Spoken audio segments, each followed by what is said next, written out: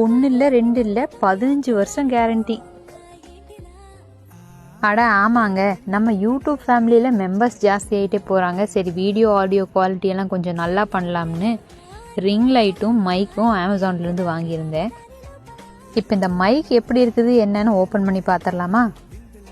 இதில் 2 மைக்கும் 2 ரிசீவரும் கொடுத்துருப்பாங்க. ஒரு ரிசீவர் ஐஃபோனுக்காகவும் இன்னொரு ரிசீவர் ஆண்ட்ராய்டு ஃபோனுக்காகவும் தான்.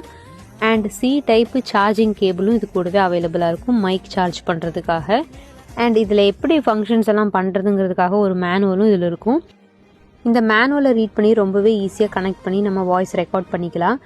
பட் இதில் அவ்வளோவா சாட்டிஸ்ஃபேக்ஷன் கிடைக்கல. நான் மைக் இல்லாமல் ரெக்கார்ட் பண்ணுற ஆடியோ ரொம்பவே பெட்டராக இருக்கிற மாதிரி நான் ஃபீல் பண்ணுறேன்.